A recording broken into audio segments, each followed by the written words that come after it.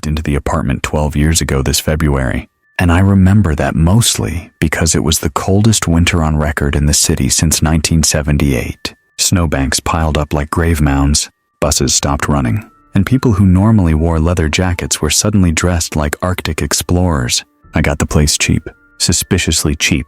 I was 22 and dumb enough not to ask why. It was a one-bedroom on the third floor of a crumbling pre-war brick complex with high ceilings, creaky floors, and a radiating charm that smelled faintly of rusted radiator water and cheap white paint. But that cold, Jesus, that cold. Even with the space heater on full blast and the windows taped shut, there was one corner of the living room that never warmed up. Just one, the southeast corner, where the wall met the floor near the window. It didn't matter if it was summer or winter. That patch of air stayed cold. Not drafty, not breezy. I'm talking funeral home cold, morgue slab cold. At first, I blamed it on the ancient building. The insulation probably died decades ago, just like my hopes of ever affording new furniture. I even joked that the cold spot was ghost air conditioning.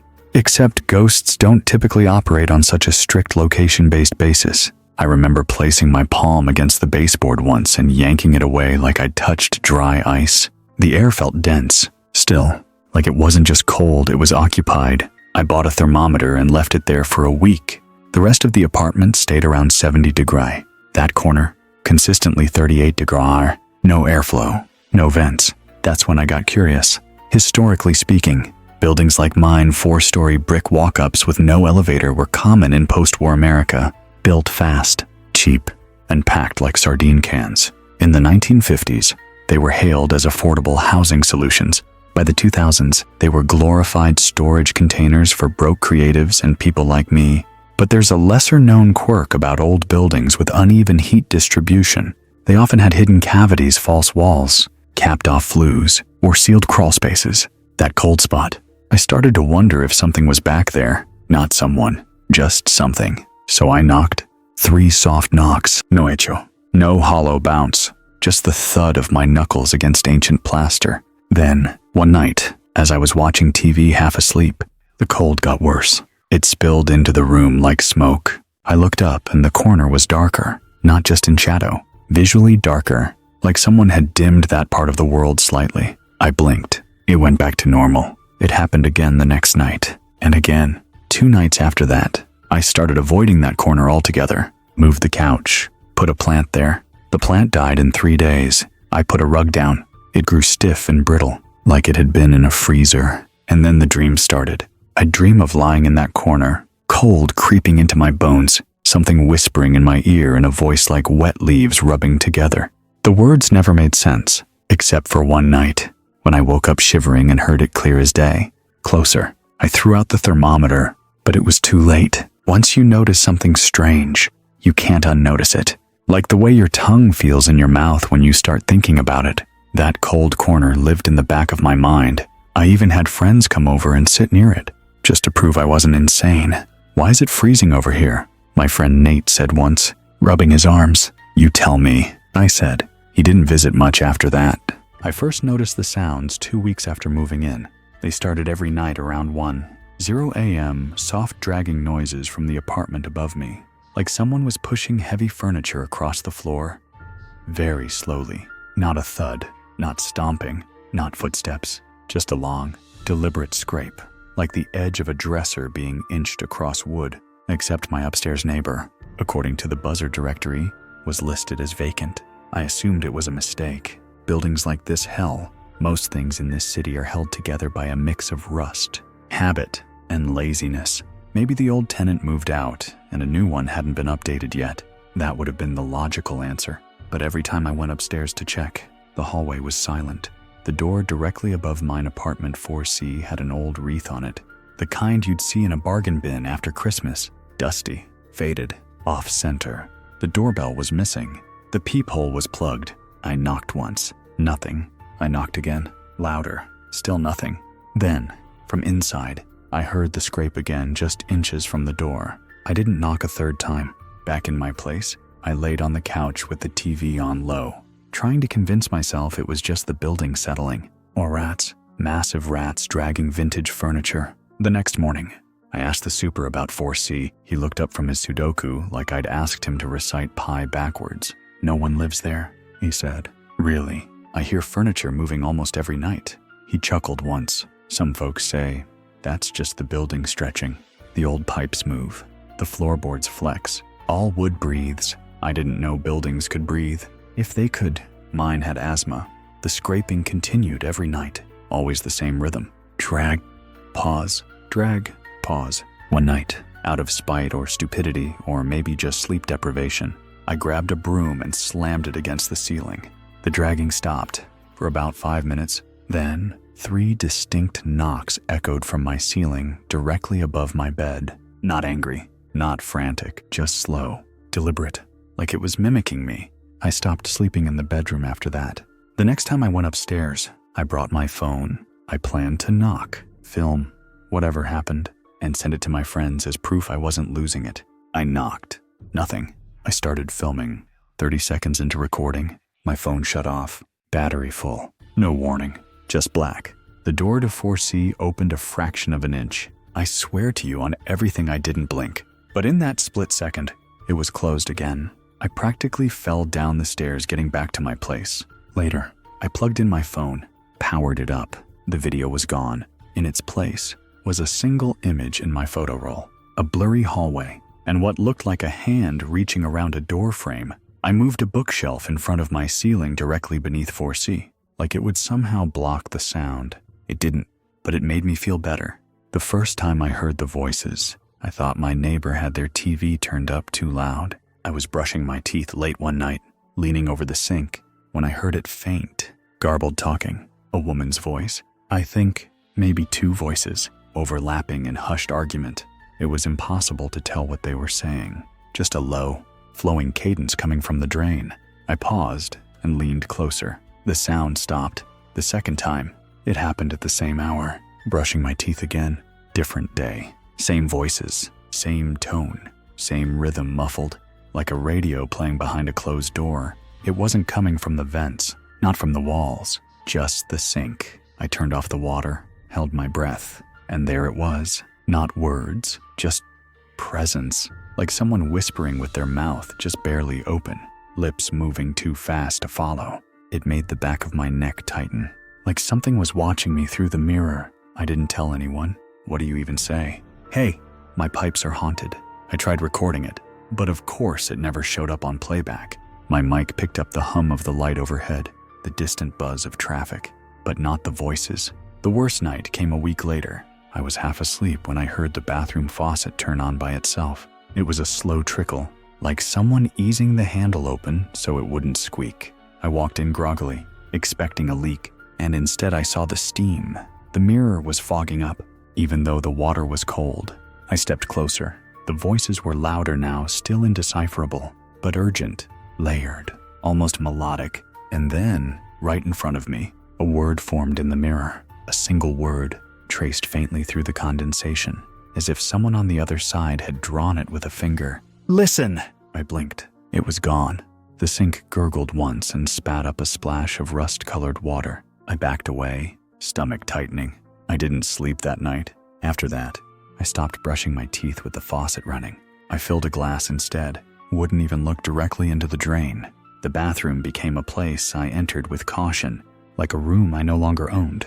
Then came the night I dropped my wedding ring down the sink. I was never married. I didn't even own a ring, but there it was, thin, gold, old, sitting beside the soap one minute, then gone the next.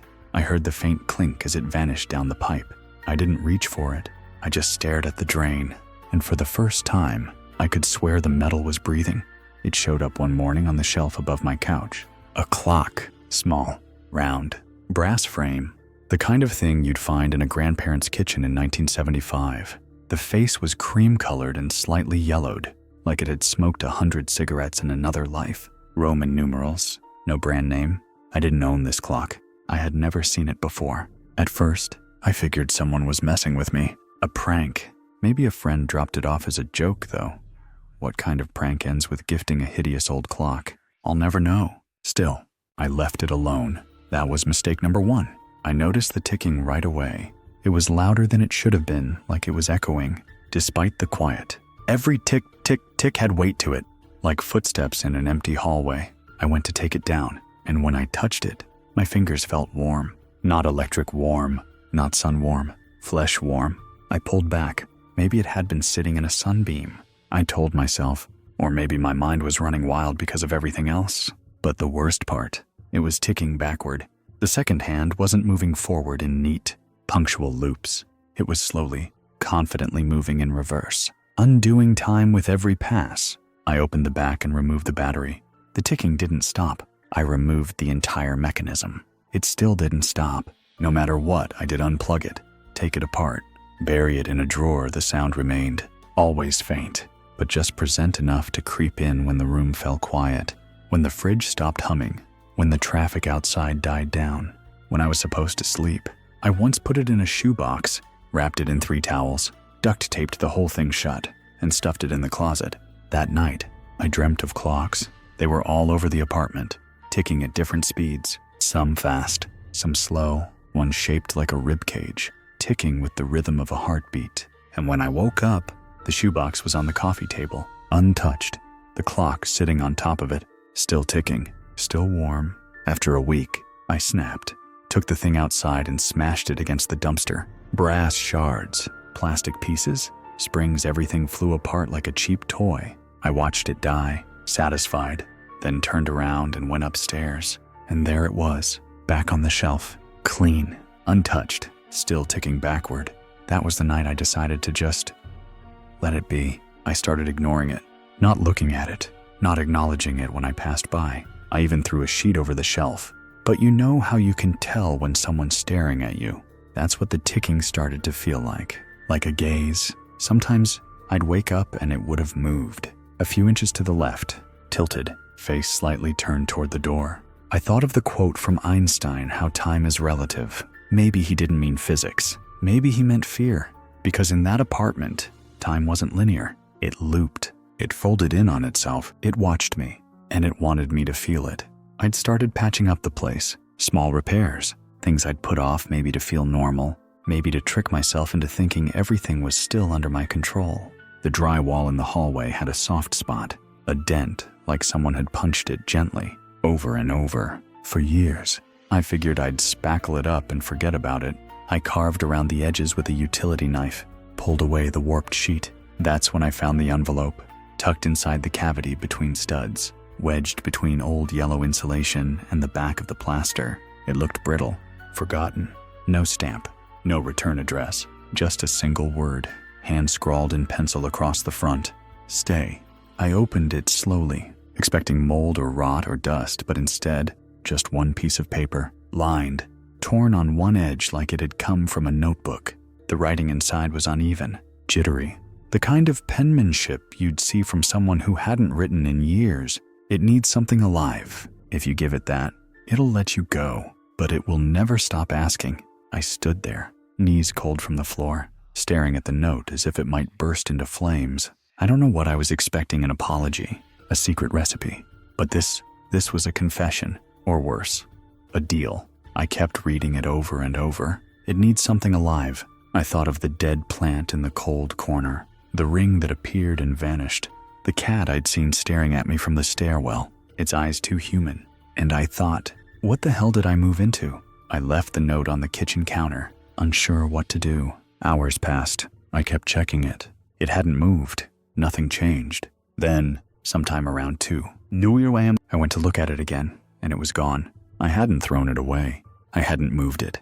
But in its place, on the counter, was a line of white powder, like dust from old plaster, or maybe ground up bone. I vacuumed it without thinking, slammed every light in the apartment on, slept with my shoes on and my phone gripped like a weapon. In the morning, I checked the wall again.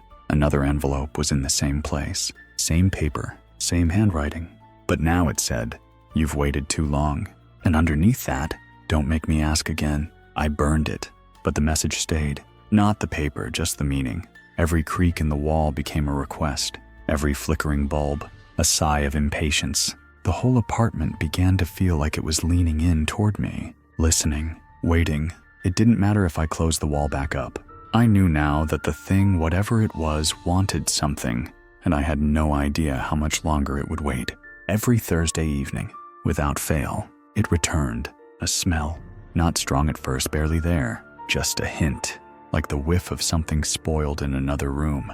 But by 7, every p.m., it would thicken, sweet, cloying, and putrid all at once. Like sugar rotting inside a wet paper bag, it gathered just outside my door, never spreading far into the rest of the building. I opened my windows, burned candles, drenched the threshold in vinegar and bleach. It didn't help.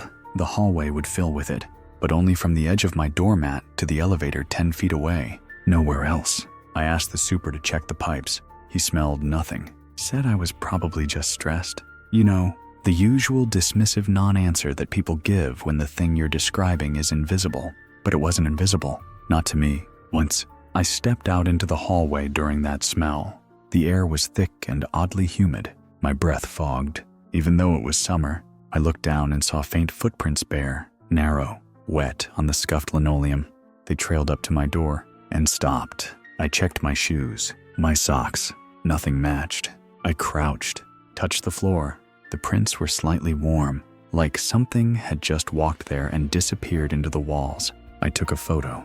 When I checked it later, the footprints weren't in the picture, but something else was a blur, just at the top of the frame, as if someone was standing at the end of the hallway, too far to see clearly, but close enough to watch me. I didn't sleep that night.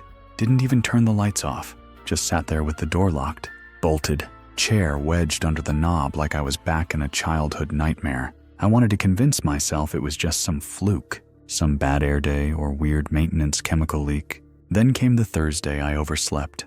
I woke up groggy, head aching, mouth dry. I'd fallen asleep on the couch, unplanned. The apartment was quiet, too quiet. I opened the door to check the hall, and the smell was inside now, soaked into the carpet, curling along the baseboards, the scent of overripe peaches mixed with bleach and pennies, like something had died wrapped in taffy. In the center of the floor, a small bundle, tied with string, damp. I didn't want to open it, but I did. Inside, black hair, long, curled, tangled around 3 small, grayish teeth. I dropped it, slammed the door, and scrubbed my hands raw in the kitchen sink. The smell wouldn't come off. Not completely. Even when I held my hands under boiling water, I swore I could still feel it, like it had soaked through skin and into memory. The next Thursday, I stayed at a friend's place. When I came back on Friday morning, the hallway smelled like lavender, like nothing had ever happened, but the bundle was waiting for me, sitting on my pillow, and this time, the string was tied in a bow. Names carry weight. When someone says yours really says it, not just shouts it across a grocery store or types it in an email, it does something. Your ears perk. Your spine straightens. It touches a thread that runs deeper than language. It feels like being seen. So when I came home from the store that afternoon and heard my name whispered from inside the apartment, I froze. Not shouted, not spoken casually, whispered. From the other side of my front door, it wasn't someone in the hallway. I was alone. No footsteps, no creaking floorboards, just the soft hum of the lights overhead and the faint buzz of the fridge inside. I thought maybe I had left something playing, music, a podcast, but I never leave things on. And even if I did, it wouldn't say my name exactly, my name like that. 3 syllables, soft and drawn out, like someone was savoring it. I didn't open the door right away. I stood there, plastic bags digging into my fingers, sweating in the stale corridor air, heart ticking like a countdown. Then I heard it again. Daniel, this time, closer, right against the door, right where my head usually rests when I'm listening for knocks. I backed away 1 step. I looked down. My keys were already in my hand, like I'd been ready to enter out of muscle memory, but I didn't want to go in anymore. I turned the knob slowly, just a crack, just wide enough to peek. Nothing, no movement. The living room was still. A patch of light slanted across the floor from the half-closed blinds. My bookshelf was undisturbed. The couch pillows were slightly out of place, like they'd been moved, then corrected. I stepped inside, slow and careful. Every instinct screamed that I wasn't alone, but I was, visibly. I walked through the apartment with my breath shallow, checked behind the curtains, the bathroom, under the bed. Every place you look when you're still half convinced something might be waiting. Nothing. And then I saw it, on my desk. A single sheet of paper, torn from a notebook I didn't own, written in shaky block letters. I like your name. I grabbed it and stuffed it into the trash without thinking. But that night, while brushing my teeth with the faucet off because I still wouldn't let the pipes talk to me, I looked in the mirror and saw it. A small note tucked behind the edge of the glass. Say it again. I didn't scream. Not out loud. I went into the bedroom and turned the lights on. All of them. Sat on the bed, fully dressed, and stared at the door. I told myself I was imagining it. That stress does weird things. That old apartments breathe and hum and settle. But stress doesn't leave notes. Stress doesn't whisper your name with affection. Stress doesn't tuck hair bundles under your pillow. Or move clocks. Or draw on your mirror in steam. Something knew me now. Something had learned my name and liked saying it. I hadn't planned on getting a roommate. Who wants to share a haunted apartment? But money got tight, and paranoia eats up PTO hours fast. I needed rent help, or at least a warm body to distract me from the corners I didn't want to look at anymore. His name was Chris, a grad student.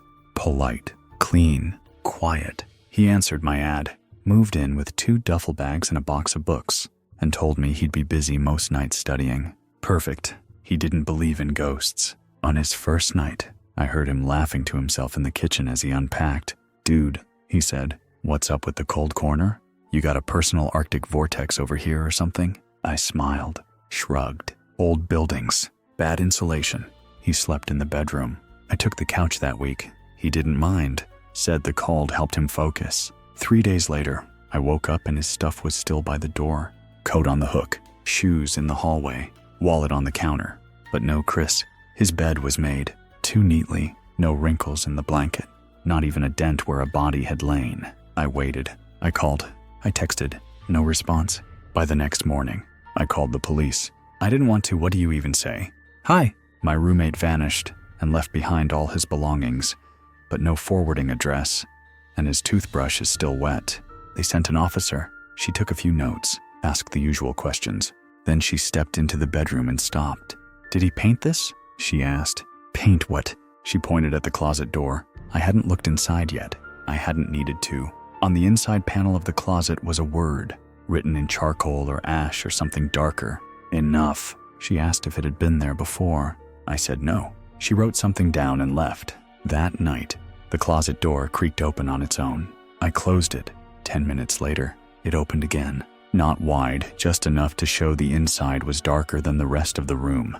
I placed a chair in front of it, woke up to find the chair back at the dining table, closet open, and Chris's duffel bags unzipped and empty. I never saw him again. No social media updates, no calls, no word from his school. He was erased, like a smudge wiped from a whiteboard. And inside the closet, tucked in the top shelf where no one would casually reach, I found his student ID, bent, cracked down the middle.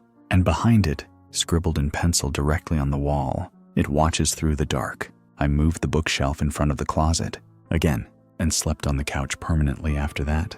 There was a cat in the building. Everyone called her Margot. She belonged to the old man in 2B, though I'd seen her sunbathing in the stairwell, wandering the hallways like she owned the place. Gray fur, yellow eyes, always half glancing at you like she knew something you didn't. She used to sit outside my door sometimes, staring at it, never scratching, never meowing, just sitting, as if waiting. One evening, as I came home from work, I found a small crowd gathered near the sidewalk. Margot was lying in the street, limp, broken. Someone said a delivery van hit her. Mr. Lin from 2B was already kneeling beside her, cradling the little body like a child. No blood, just stillness. She was gone. Everyone stood there for a while, quiet in that awkward, unsure of what to do way people are around dead animals. Someone said something about burying her. Someone else mumbled about calling animal control. I just nodded and went upstairs. That night, I locked the door, extra carefully, bolted it top and bottom. At around 3, I woke up to the sound of something small thudding softly around the apartment. Like paws, I lay still. A soft murp floated through the dark. I sat up, across the room, curled up on the corner of the couch like she never left. Was Margot. Same gray fur, same faint rip across her ear, same gaze like she was cataloging my soul. She blinked slowly. I didn't move. I couldn't. I whispered her name. Like maybe if I said it wrong, she'd disappear. She didn't. She simply stood, stretched, and walked into the hallway through the closed door. Not through like I missed it. I mean through. She passed directly into the door, as if it weren't there, and was gone. In the morning, there were muddy paw prints near the kitchen. Tiny, perfect, smudged slightly at the toes. I didn't mention it to anyone. What could I say? The cat you saw die came back to sleep on my couch and phased through the woodwork. The next night, I heard scratching at the door. Not frantic, just gentle, patient. I didn't open it. I slid down the wall, heart racing, and watched the bottom edge of the door. No shadow, no movement, but I heard it. That soft murp again. I whispered, "Margot." Silence. Then, a low purring began from inside the apartment. I turned slowly. She was sitting on the counter, staring at me, but her eyes weren't yellow anymore. They were human, gray, familiar, not like Chris's, not like mine, but someone's. I blinked. She was gone again. The only thing left behind was a faint trail of paw prints leading toward the cold corner, the one that never warmed, the one that now, somehow, seemed a little bigger. I met her by accident. She was standing in front of the building one Saturday morning, small and hunched, clutching a paper bag and looking up at the brick like she was remembering something painful. I almost walked past her until she said, "This place still breathing." I paused. "Excuse me?" She nodded toward the entrance. "The building. I used to live here, a long time ago. I should have kept walking. I should have smiled politely and disappeared. But instead I said, 'Oh yeah, which unit?' 'Third floor,' she said. 'Same one as you.' I think that froze me. 3C. She looked me straight in the eye. 'You know about the crawl space?' I didn't. Not yet. I let her talk. We sat on the rusting bench by the mailbox. Her name was Bernice. She'd moved in with her sister in 1974, right after their mom passed. Said the apartment had felt heavy from day one, like carrying a wet blanket through every room. Her sister had been the one to hear things first. Whispers, footsteps in the closet, dreams of people they didn't know, and the smell, always the smell, sweet and sour, like burnt flowers and rotting bread. Then one day, her sister vanished. The police chalked it up to drugs. Bernice didn't argue. What could she say? That her sister disappeared while whispering to a wall that wasn't supposed to exist. She didn't move out right away. She tried to ignore it until she found the trap door in the bedroom closet, hidden under the carpet, just big enough to slide through. She opened it once, saw something moving down there, something not shaped quite right. That night, her bed moved across the room on its own. She left the next day. She grabbed my wrist as I stood to go. Her fingers were colder than the cold corner. "Whatever it wants," she said. "You're feeding it." I shook her off, tried to laugh. "I don't even believe in that stuff." "You don't have to," she said. "It believes in you." I never saw her again. I checked with building records. No one by her name ever lived in 3C, at least, not officially, not in the last 50 years. That night, I pulled up the carpet in the closet. There was wood paneling underneath, old, split slightly in the corners. In the center, a ring, a handle. The next day, I bought 6 bolts, a padlock, and a steel plate. Screwed the hatch shut, but some nights, I still hear it, tapping, from underneath. Not like knocking, more like fingers. It started with small things. A coaster out of place, the remote on the wrong side of the couch. My shoes turned the opposite direction in the hallway. At first, I blamed myself. Sleepwalking maybe? A foggy mind from too much caffeine. Not enough sleep. Then it got worse. I'd wake up and the coffee table would be 6 inches to the left. One chair at the dining table would be turned perfectly toward the door, like someone had sat in it all night just watching me. The lights I always turned off before bed would sometimes be back on. The lights I left on would be off. The apartment felt rearranged, slightly, lovingly, like someone tidying a dollhouse. I tested it once. Set traps. I placed a single ping pong ball on top of a cereal box in the pantry, balanced just so, taped a hair to the edge of my dresser drawer, marked the carpet with a ruler and a coin. The next morning, the ping pong ball was on my pillow. The hair was still in place, but the drawer was open anyway, and the coin gone. Instead, there was a smudge of something gray and oily on the wall next to where it had been. I started sleeping with the lights on. One night, I fell asleep with my phone flashlight turned on, aimed at the ceiling. I woke up to it shining straight into my eyes. It had been moved, laid gently on my chest. But the worst was the night I woke up on the floor. Not just fallen, I was lying perfectly centered in the living room. On a chalk circle I had not drawn, a circle with symbols I didn't recognize, ones that looked like bone fractures and insect wings. My bed was undisturbed. My sheets were folded. I hadn't dreamed, or if I had, I couldn't remember a second of it. My phone was in my hand. When I unlocked it, the Notes app was open, a single line written inside, "Better here." I checked the hallway camera, the one I had finally installed after months of hesitation. It didn't catch anyone entering, but the recording cut out between 2:41 a.m. and 3:13 a.m., just static. Then it resumed with me sitting upright in the center of the room, staring directly at the lens, blank face, no expression. I don't remember that. I don't want to remember that. After that, I started nailing furniture down. I moved as little as possible. I used painter's tape to outline everything where chairs belonged, where rugs aligned, where I left my keys, the lines blurred by morning. Everything always slightly shifted.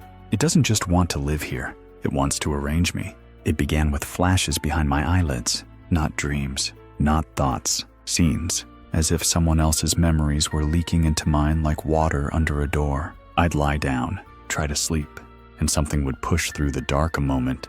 A voice, a smell. One night I saw a staircase I'd never walked down. Old wooden steps, splattered with dark spots, a door at the bottom, pulsing like it was breathing. Another night, I watched myself open the closet door and crawl into the space below the floorboards, even though I never had.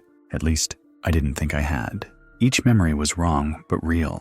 They never belonged to me, but they fit too well, like stolen clothing that somehow felt tailored. And every time, the same whisper at the end, fading in just before I woke. Soon, it wasn't just during sleep. While washing dishes, I'd suddenly feel a sharp pain in my hand, look down, and see nothing but for a second. I'd see blood circling the drain, flickering like an afterimage. I'd look away and it would vanish. I'd blink, and the clean dishwater returned. Once, while folding laundry, I felt a bone snap in my wrist, heard it, smelled it.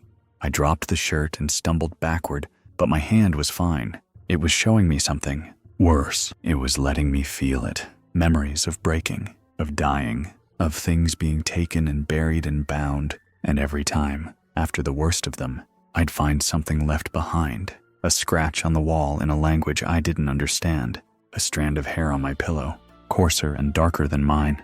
A shadow burned into the tile, like someone had stood there too long and left behind their outline. Then, one night, I blacked out while brushing my teeth. I came to on the floor, mouth dry, water still running. On the mirror, in perfectly clear handwriting, "Thank you for remembering." I wasn't remembering. I was being filled with images, impressions, sensations that didn't belong in this body. In this time, like the apartment was pressing its archive into me, bleeding its history into the cracks behind my eyes. And it wasn't random. It was a warning, or a ritual, or both. I decided to leave. It wasn't a dramatic decision. No suitcase at midnight. No sprint down the hallway. Just a quiet moment of clarity.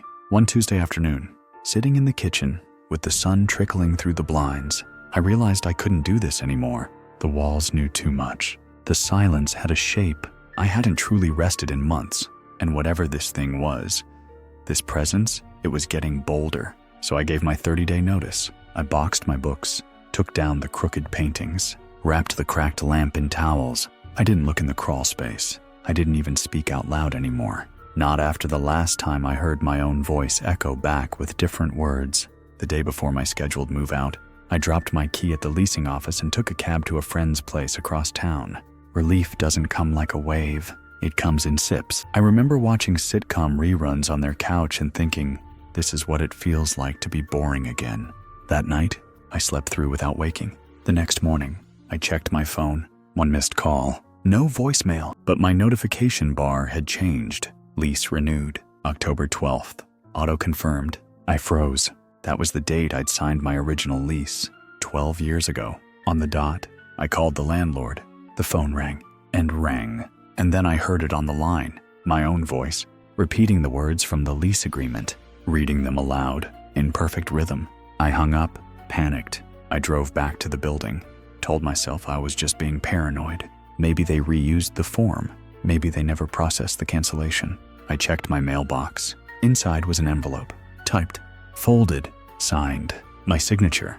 Not photocopied. Not forged. Written in my exact handwriting. I hadn't signed it. Not this year. I took it straight to the leasing office. They looked confused. "We never received notice you were leaving," they said. I showed them the form. They compared it to my old file. "Looks the same to us." They shrugged. I asked for a void. A cancellation. Anything. They said the system wouldn't allow it.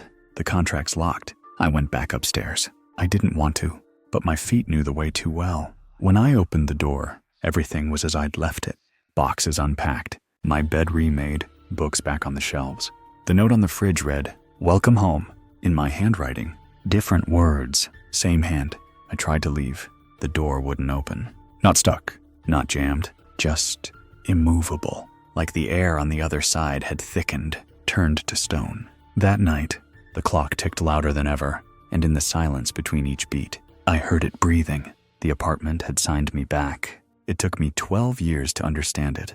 Not all at once, there was no sudden epiphany or eerie vision, just a slow unfurling, like rot beneath wallpaper. You live with something long enough, and it starts to show you what it is, not out of malice, out of boredom, or hunger. This apartment, it doesn't want to kill me. It wants me to stay. It wants a witness.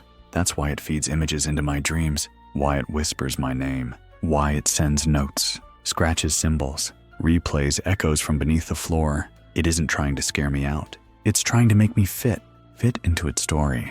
It wants me to take root. It's been watching me rewrite myself to fit its rhythm. My schedule shifted long ago up at night, asleep by day. The way I speak has changed too. Short sentences, pauses where none are needed. I mirror its silence. I realized that one night, I caught my reflection and didn't recognize my own face. I looked like a tenant in a photograph left too close to a fire blurred, curled at the edges. That night, I spoke out loud. I asked it, plainly, "What do you want?" Nothing answered, but everything did. The fridge groaned, the pipes coughed, the walls settled deep, and a faint whisper, just barely audible behind my ear, said, "Stay warm." Not comforting, not caring, instructional, like someone reminding you of house rules. I walked the apartment, slowly. Every floorboard creaked in sequence, like footsteps ahead of me. I opened every drawer, every cabinet. I turned on every light, and in the cold corner, the one that never warmed, I found something new. A small wooden box. I hadn't placed it there. Inside was a photo. Of me, not from now, from years ago, when I first moved in, sitting on the couch, smiling, holding a mug I don't remember owning. But that's not what stopped me cold. In the photo, behind me just over my shoulder was a face, gaunt, pale, smiling faintly, watching. The same face I'd seen reflected in the TV late at night. The same one I'd dreamed of crawling from the crawl space. The same expression that had settled into my own mouth in the mirror. I looked at the back of the photo, written in pencil. We're almost the same now. That was when I stopped trying to leave, because I knew, finally, what it wanted. Not my soul, not my death. It wanted my story. It wanted to become me. It was a Friday, cold, damp, too quiet. The kind of evening that starts gray and ends darker. I hadn't spoken to anyone in 3 days. Not because I couldn't, because I didn't want to. Or maybe because I didn't remember how. I'd accepted it. The apartment had folded itself around me like a glove. My furniture no longer looked quite like I remembered. My favorite hoodie vanished. Even my own handwriting started to look unfamiliar, taller, thinner, spidery, like it was mimicking me back. That night, I made tea, sat in the middle of the living room. No music, no distractions. I wanted to see what would happen if I stopped fighting. At exactly 3:17 a.m., the doorknob turned. Not fast, not loud, just a slow, easy twist. And the door creaked open. There was no wind, no draft, just him, the man from the photo. He stepped inside like he'd lived here all along. Barefoot, hollow eyes, skin like steamed paper. He didn't speak, didn't raise a hand. He just looked at me, and I looked back. It wasn't terror anymore. It was something else, something like recognition. Like seeing yourself from the outside, the other side of a mirror that had forgotten which world was real.